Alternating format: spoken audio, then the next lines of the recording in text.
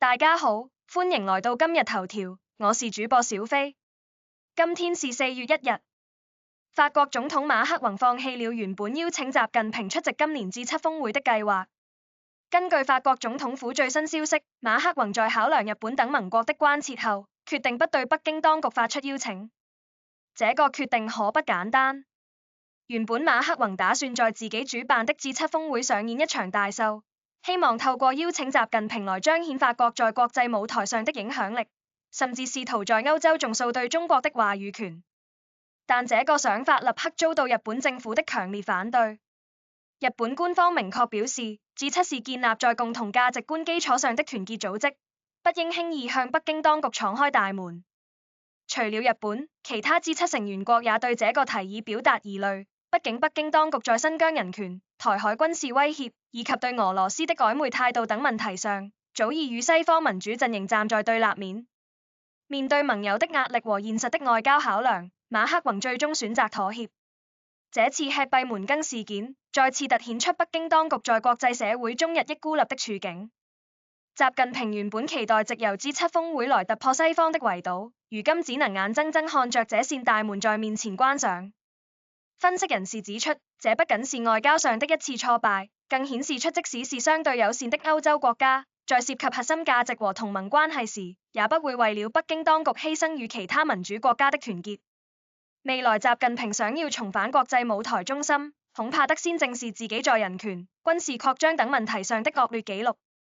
澳洲總理阿爾巴尼斯發表全國性講話，呼籲民眾共同面對當前的燃油供應短缺危機。根據 SBS 等多家澳洲媒體報道，受到中東局勢影響，特別是美國及盟國對伊朗石油設施的軍事打擊，導致全球能源市場波動，澳洲也受到衝擊。儘管總理強調澳洲的燃油供應整體仍然穩健，但政府已召集第2次全國緊急內閣會議來討論應對方案。為了減輕民眾的交通負擔，維多利亞州推出1個月免費大眾運輸優惠。塔斯馬尼亞州則將免費公共運輸延長至7月。此外，聯邦政府也宣布暫時調降燃油稅，不過有專家警告，這種減稅效果可能只能維持1週左右，無法根本解決問題。澳洲政府目前面臨的挑戰是如何在全球能源動盪的大環境下，保障國內供應穩定，同時安撫民眾對油價飆升的焦慮。這場危機也提醒各國過度依賴單一能源來源的風險，以及建立能源安全儲備的重要性。美國在無人機防禦技術上取得重大突破，一款名為列奧尼達的電磁脈衝防空系統，在實戰測試中展現了驚人的威力，一次就擊落了49架無人機。根據美國軍事媒體報道，這套系統運用的是電磁脈衝技術，就像科幻電影裡的力場一樣，能在瞬間癱瘓整群無人機的電子系統。相較於傳統的飛彈或機槍攔截，電磁脈衝武器不僅成本更低，而且可以同時對付大量目標，特別適合應對蜂群式無人機攻擊。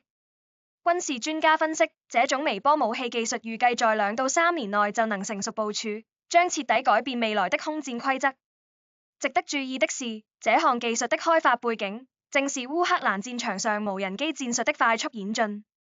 美國國防承包商看準了這個需求，積極投入反無人機系統的研發。這不僅是一場技術競賽，更代表着軍事科技的重大變革。誰掌握了這類新型武器，誰就在未來戰場上佔據優勢。針對新北地檢署起訴台灣新住民發展協會理事長徐春鶯涉嫌違反反滲透法一案，北京當局國台辦今天跳出來護航，不僅將此案定性為司法迫害和綠色恐怖，還威脅要終身追責參與偵辦的司法人員。根據自由時報及三立新聞報道，國台辦發言人將聲稱這是民進黨政府打壓陸配，更揚言要把相關檢察官列入制裁清單。對此，民進黨立委許智傑直接嗆聲：中國共產黨憑什麼對台灣司法指手畫腳？